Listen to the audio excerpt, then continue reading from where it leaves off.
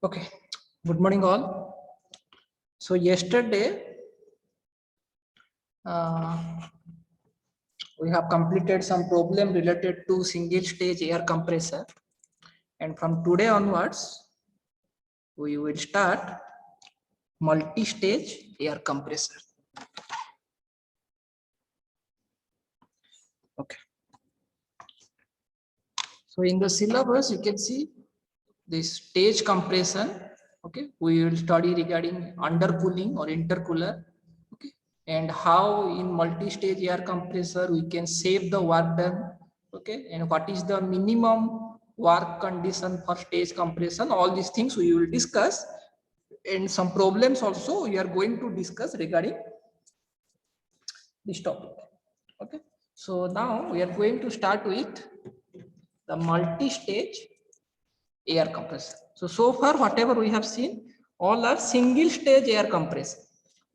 We have discussed in detail regarding single stage air compressor. So now we will discuss regarding multi-stage, where we have more than one cylinders are there. Okay. In that case, how to solve the problems? Okay, what are the formulas we have to remember? All those things we will discuss. Okay. Right.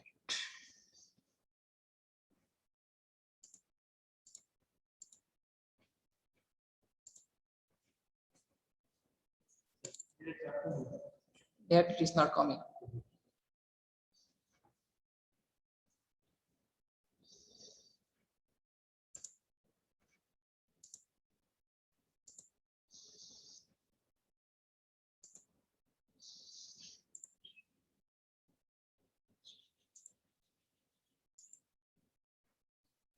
Okay. So today we are going to discuss regarding multi-stage air compressor. So what happens in multi-stage air compressor? Mostly this multi-stage air compressor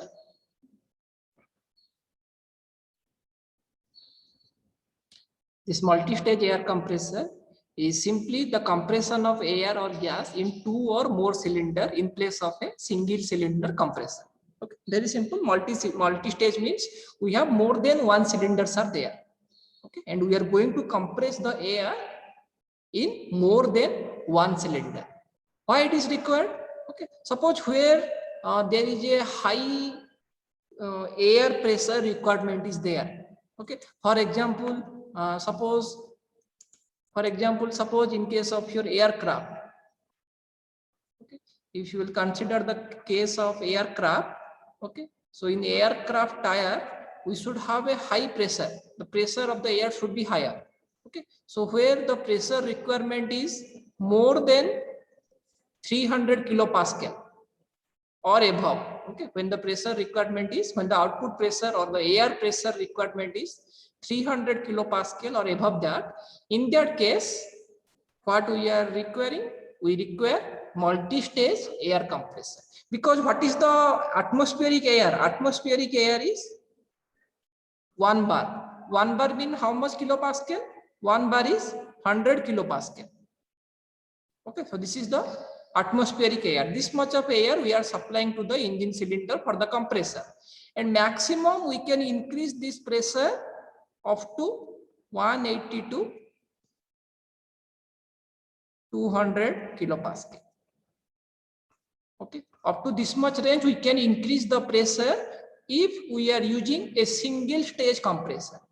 Maximum we can use it, we can increase the pressure, okay, up to 250 kilopascal, not more than that. If you are using single stage air compressor, maximum 200 kilopascal you can increase the pressure. If the inlet pressure is 100 kilopascal, then maximum you can increase the pressure up to 250 or 200 kilopascal if you are using a single stage compressor. But if in some industry the pressure requirement is even higher, 300, 400, 500 kilopascals like that. Okay, so in that case we cannot use single stage air compressor. For those things we are using multi-stage air compressor. Okay, and surprisingly, if we are using multi-stage air compressor, lots of benefits we have. Okay, we can save the power. Okay, we can control the outlet temperature. Okay, discharge temperature we can control. Okay, we can control the pressure difference of the cylinder. Okay, we can control the vaporization of lubricating oil. Like this, many advantages we have if we are using multi-stage air compressor. Okay, so some these things they will not ask, make maximum they will ask to the definition, what do you mean by multi-stage air compressor and what are the advantages of multi-stages air compressor. Okay, maximum these most things they can ask in the exam. Okay, now we will come to the formula, whatever the formula is required. Okay, and after that we are going to solve some questions. Okay, so this is a setup of multi-stage air compressor. Okay, so here you can observe, here we'll be having, this is one cylinder. Okay, and here this is the second cylinder. Two cylinders we have. Okay, this is the first cylinder, this is the second cylinder. So what happens over here? First, this is the inlet valve, this is the exhaust valve. Okay, so first the inlet valve of the first cylinder will open and the atmospheric air will enter to the cylinder through this inlet valve. Okay, and here partial compression of the air will take place. After that, what happened? The compressed air will provide, we are providing to a intercooler. Okay, so why this intercooler is there? Okay, so for that thing, so let me tell you why this intercooler is required.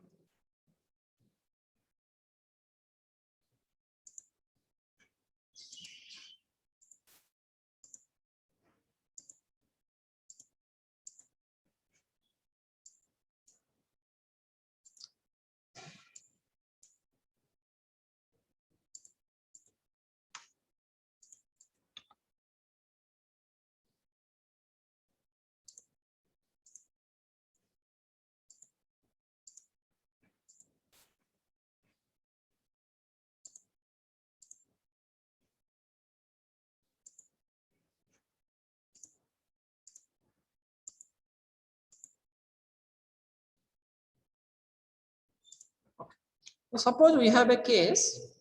Let's consider. Suppose we have two containers. Suppose this is one container.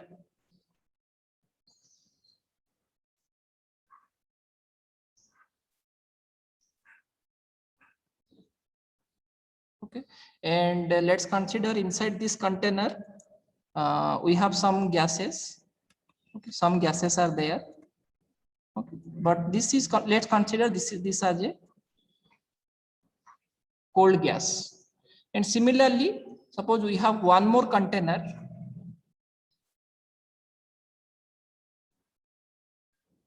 And so today we have some problem with the system. That's why it is not coming correctly.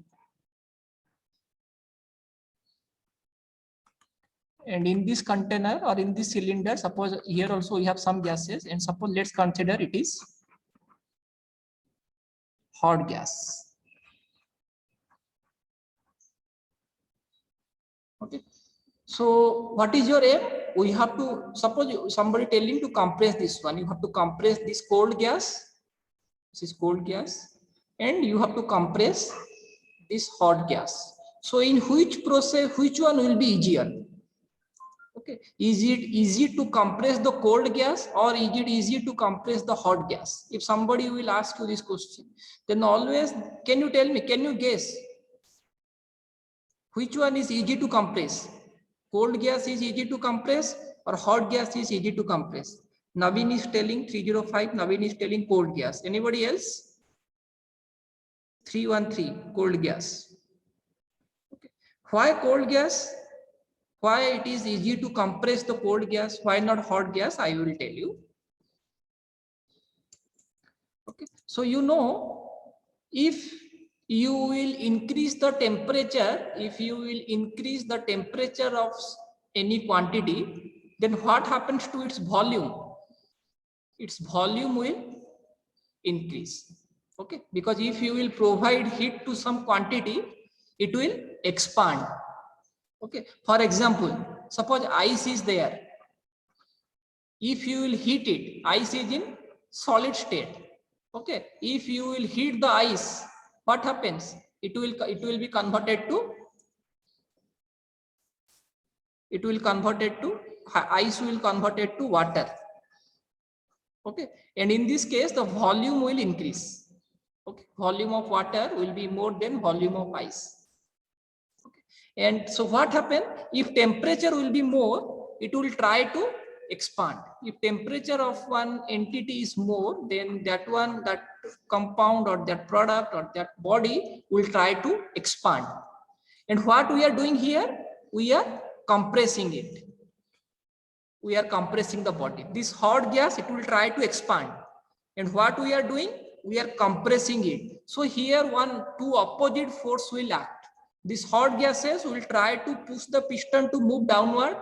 But during compression, what we are doing, we are advancing the piston to move upward. Okay, so according to Newton's third law, one action reaction pair will act here. So that's why it will be a little bit difficult to compress the hot gases. But what happens in cold gases? If you will decrease the temperature, the volume will decrease. The gas will try to contract. Okay, so this cold gas, already this cold gas is trying to contract. And what you are doing? You are compressing it. Okay, so two forces is acting in the same direction. This compression forces is acting in this direction, and this gas also try to contract in this direction. Okay, so two forces are acting in the same direction. So that's why it will be easy to compress the cold gas as compared to hot gas. Okay, so this is the funda. So based upon this principle, today I have some problem with the writing pad also. Let me check it once.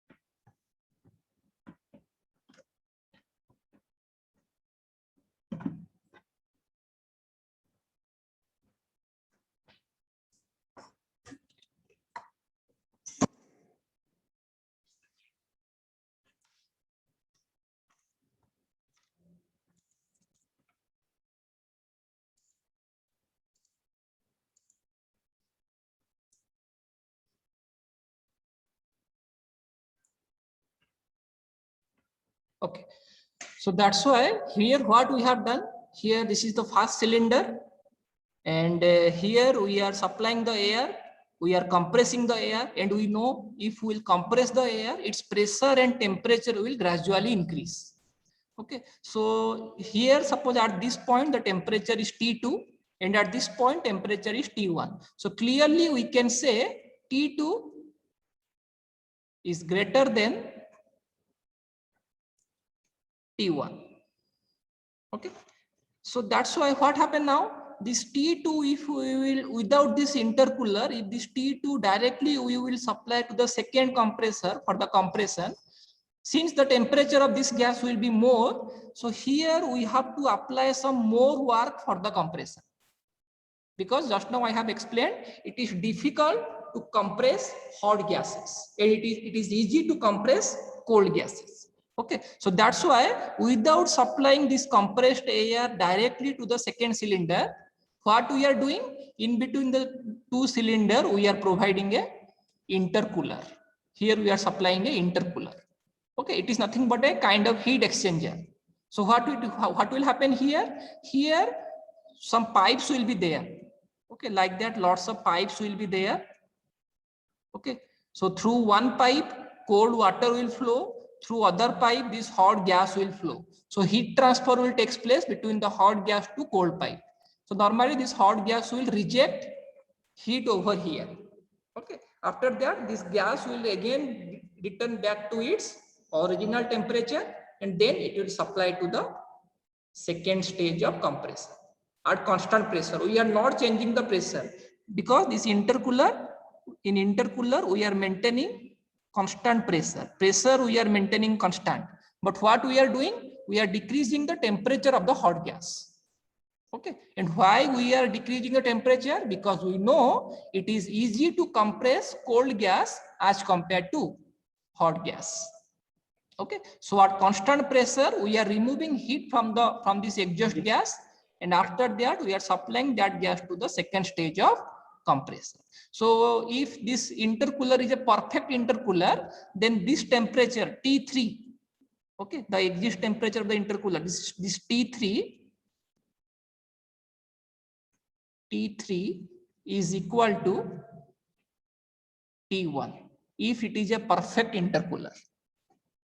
Okay, so we are removing the heat from here, means we are decreasing the temperature, and if it is a perfect intercooler, okay, so this exit temperature T3 becomes equal to T1. Okay, whatever the inlet temperature we have taken for the first compressor, same temperature we are maintaining for the second compressor also. Okay, so this T3 and T1, if this intercooler is a perfect intercooler, then this T3 becomes equal to T1 in this manner. Okay, right now, so once we will draw the temperature versus entropy diagram.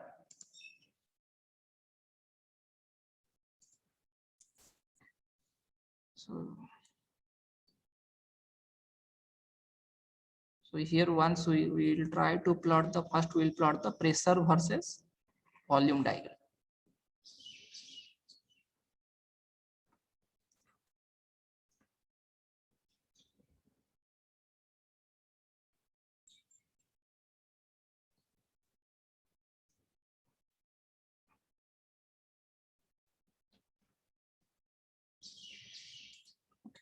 So this here the y-axis represents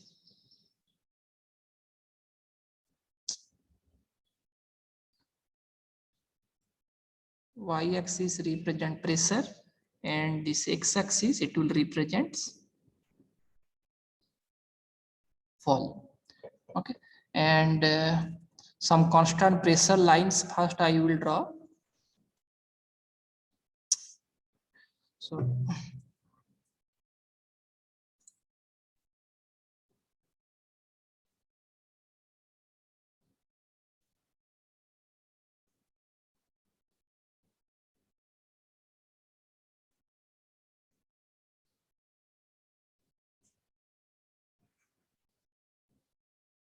these are the constant pressure lines. Okay, so in this line here, pressure equal to constant. Why? Because this is y-axis is pressure axis. So horizontal line represents pressure equal to constant. This is also pressure equal to constant. In this line also pressure equal to constant. Okay, so what happens? First suction will takes place and suction will takes place at constant pressure line. So initial point is 0.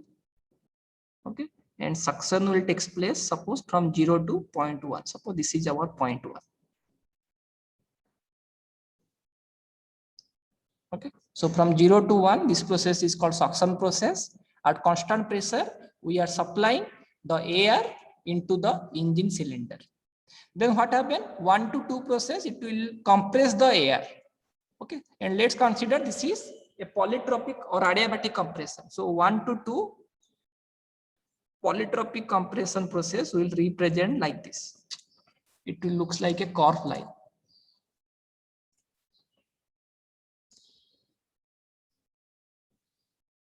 It will looks like a curved line in this manner. Okay, this is 0.1, this is 0.2. So in this point, PV to the power n equal to constant. Okay, so we are compressing it from 0.1 to 0.2.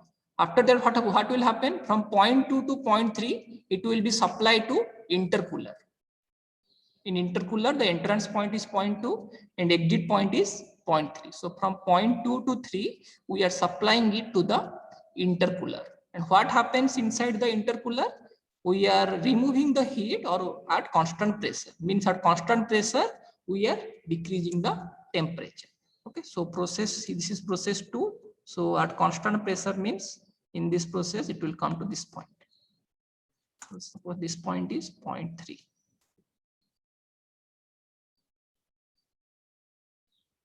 Okay, so this is 0.2 to 0.3. Pressure is constant and temperature we are decreasing. And if we decrease the temperature, then volume will also decrease because cold gases will try to contract and hot gases will try to expand. Since we are decreasing the temperature from 2 to 3, so at constant pressure, the volume will also decrease. So it will looks like this.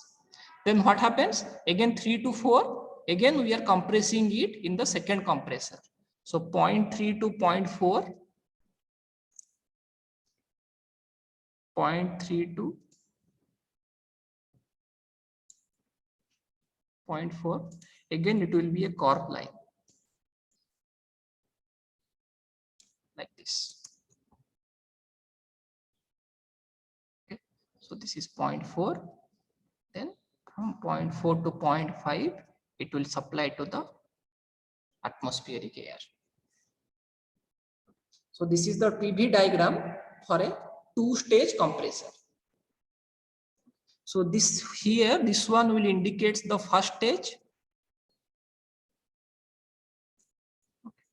So this one indicates the first stage, and this area represents the second stage of compression. Okay, so here partially compression we are doing, and here the remaining amount of compression we are executing. Okay, so this is the PV diagram for a two-stage compressor. Here, so now we are going to see some formulas related to this one.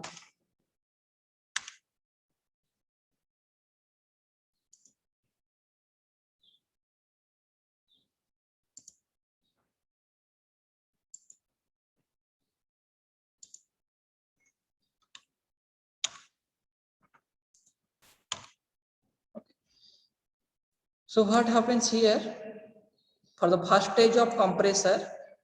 Okay, the work done formula is same formula. Whatever the formula we have used for single stage compressor, here also we are using the same formula. Okay, so for first stage of compressor, the work done W1 equal to N by N minus 1 P1 V1 whole into P2 by P1 whole to the power N minus 1 by N. And for second stage of compressor, the work done formula W2 equal to N by N minus 1 P3 V3, okay, whole into P4 by P3 to the power n minus 1 by n minus 1. Okay, so how it is coming, I will show you.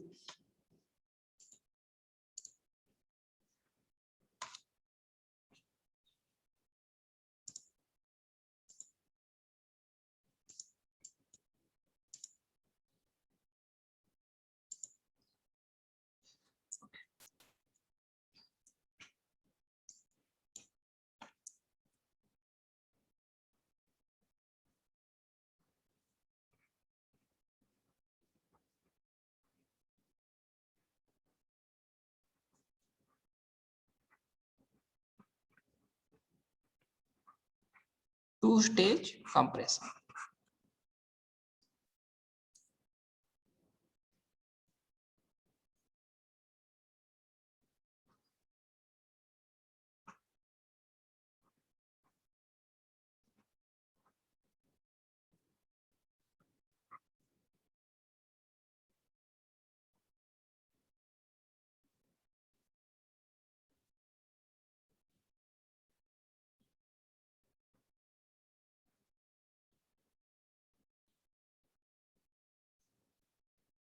This is 0.0. So whatever I have explained, same thing I have written here.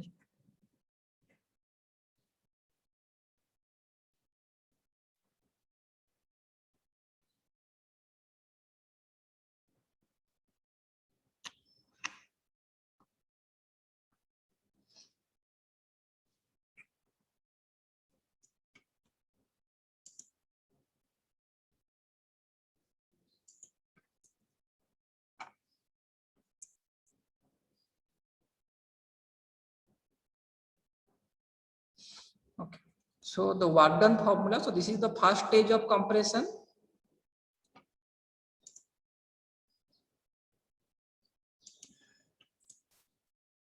This is the first stage of compression, and this is the second stage of compression. Okay. So for the first stage,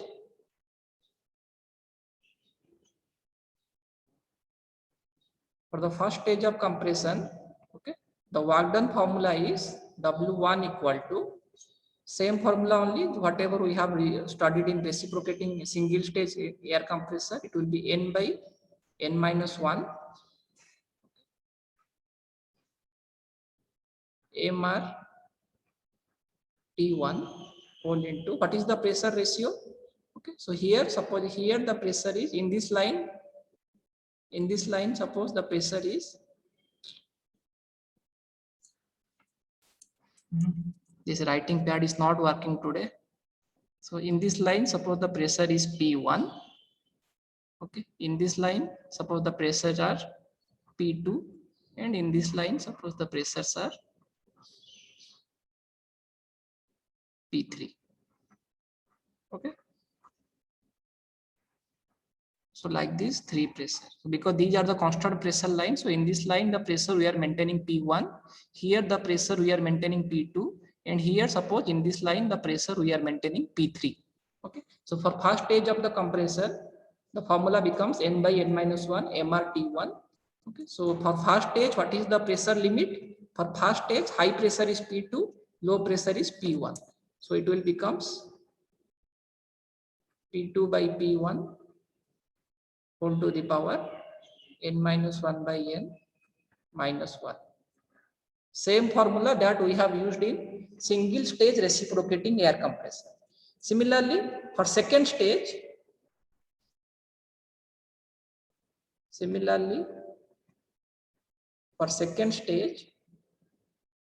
what we are doing, which one is second stage? This is the second stage. Okay. So for second stage, the work done formula W2 equal to same formula we will write n by n minus 1 MR. Okay. So for second stage, see, for the first stage, this is the compression process. For compression process, which is the input temperature, the input temperature is this one, T1. So that's why here we have taken MR T1. Similarly, for second stage, which is the compression process, this is from 0.3 to 0.4. This is the compression process. And for compression process, which one is the inlet temperature? T3. Okay, so we'll write here MR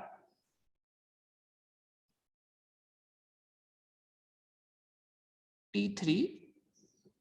What is the pressure limit for the second stage? The high pressure is P3 and low pressure is P2. Okay, so P3 by P2. Here we will write high pressure is P3 divided by low pressure is P2 whole to the power n minus 1 by n minus 1.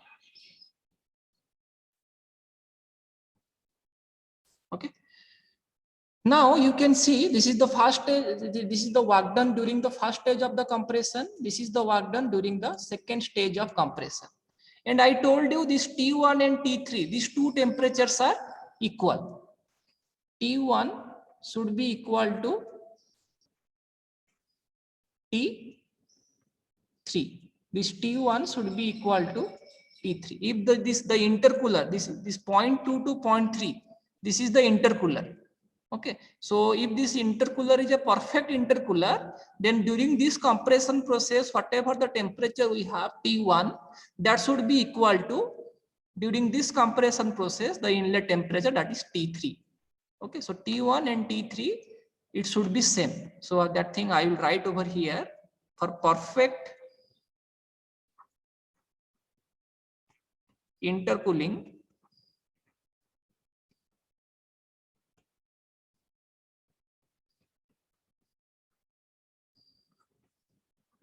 for perfect intercooling, T1 should be equal to T3, because T1 is the temperature of air for the first cylinder. T3 is the temperature of air for the second cylinder. If the intercooling is a perfect intercooling, okay, if it is ideal intercooling, then T1 should be equal to T3. And again, the pressure ratio, if the intercooler is a perfect one, then pressure ratio will also remain same. What do you mean by pressure ratio? So for the first stage of compression, the pressure ratio is high pressure is P2, low pressure is P1. Okay, so pressure ratio P2 by P1 should be equal to, for second stage, what is the pressure ratio? High pressure is P3, low pressure is P2. So this will be equal to P3 by P2. Okay, so this is the two condition if we have a perfect intercooling. First condition is the inlet temperature during the compression process should be remain same for both the compressor. For the first compressor, the inlet temperature to the compressed cylinder is T1, and for second compressor, the inlet temperature is T2. So both T1 and T2 should be same if the intercooling is a perfect one. Similarly, coming to the pressure, if the intercooling is perfect, then pressure ratio for both the cylinders should be same. Okay, which is equal to P3 and P2 are equal.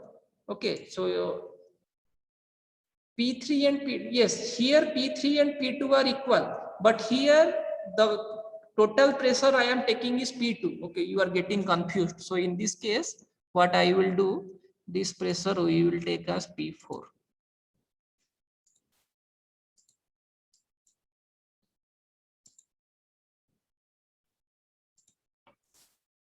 We will consider this pressure as P4. Okay, so in this line, the pressure is P1. In this line, the pressure is P2. Okay, and of course, P2 equal to P3. And in this line, okay, here the pressure is P4, and of course, P4 equal to P5. Okay, so in this case, in the first stage of compressor, the pressure ratio is high pressure is P2, low pressure is P1. So P2 by P1 we have written. For second stage, this is the second stage, high pressure is P4, low pressure is P2. So in place of P3, we will write P4 by P2.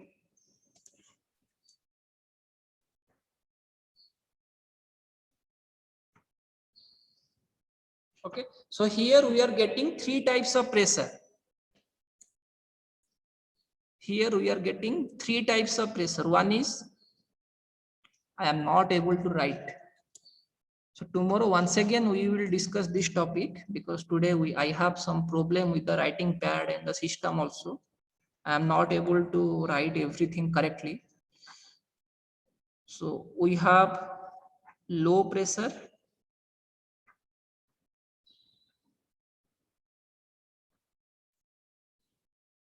we have low pressure. Which one is low pressure? This is the low pressure. P1 indicates the lowest pressure. Okay, we have the high pressure.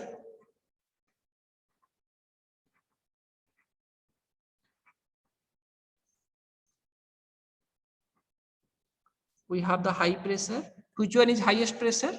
This one. This is the highest pressure, that is P4 equal to P5. Okay, so we have the highest pressure, suppose it is P4, which is equal to P5, and we have intermediate pressure.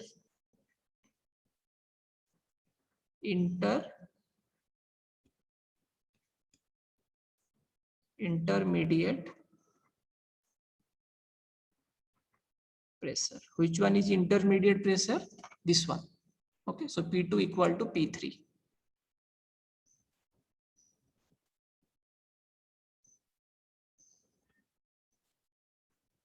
Okay, so this is the thing.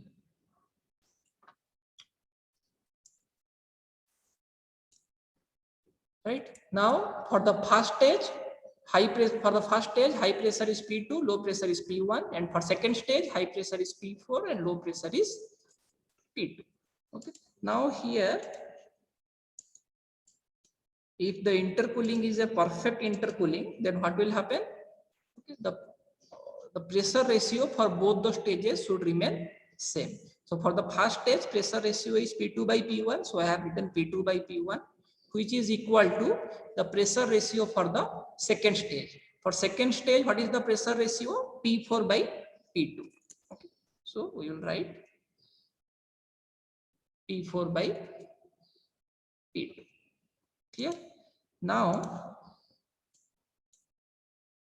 what we will do here, we will, in the exam, in the question paper, what they will give?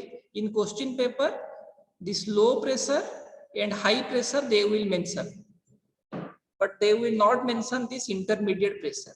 Okay, low pressure means P1. This P1 value they will mention in the question paper, and high pressure means P4. This P4 value they will mention in question paper. But you have to calculate the intermediate pressure, that is P2 or P3. How to calculate the intermediate pressure? So from here you do the cross multiplication. So cross multiplication, if you do P2 into P2, you will get P2 square, which is equal to, this will becomes P1 into P4. P1 into P4.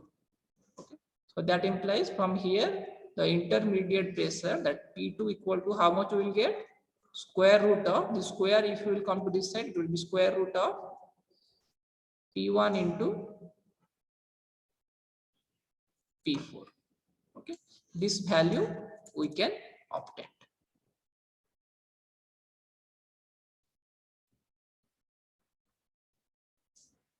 Okay, so if we will write it in the word, what we can write? P2 indicates intermediate pressure. P inter means intermediate pressure, equal to square root of P1. What is P1? P1 indicates the low pressure, square root of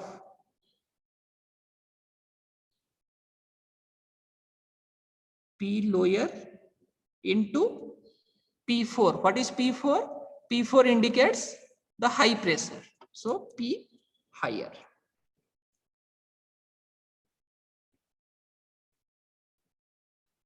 Okay, so this is the formula to calculate intermediate pressure.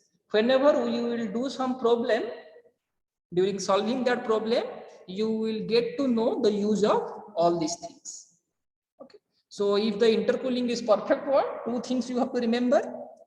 What are the two things? the inlet temperature, so here two compression processes are there. So this 1 to 2, this is one compression process. 3 to 4, this is one more compression process. If the intercooling is a perfect intercooling, then the inlet temperature during the compression process will remain same. Okay, this means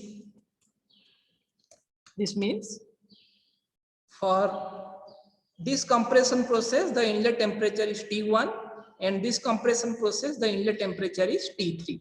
So if the cooling is perfect one, then T1 should be becomes equal to T3. And if it is a perfect intercooling, then pressure ratio for both the stage will remain same. For the first stage, the pressure ratio is P2 by P1. Okay, I have written here. For second stage, the pressure ratio is P4 by P2. Okay, P4 by P2.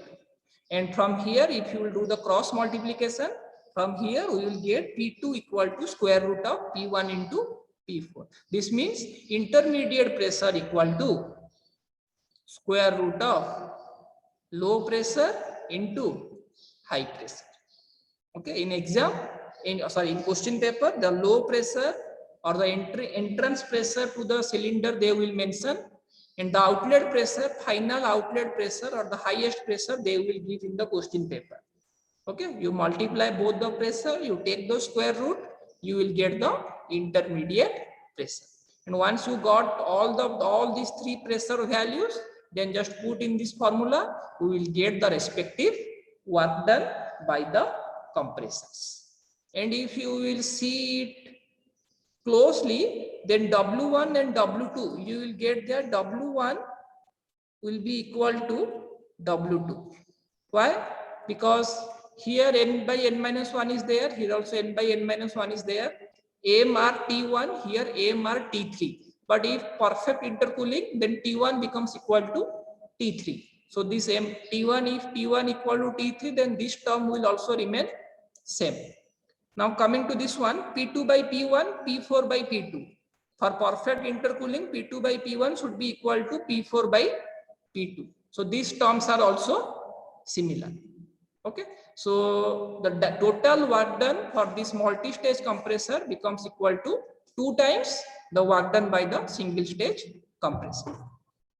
Okay, so that's all for today. Tomorrow we are going to do some problems related to this one.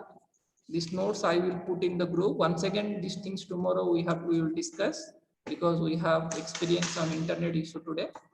Okay. So these notes I will put in the group right after this class. If you are getting any doubts related to these things, feel free to ask. That's all about for today. Once again, we will meet tomorrow. Have a nice day. Bye.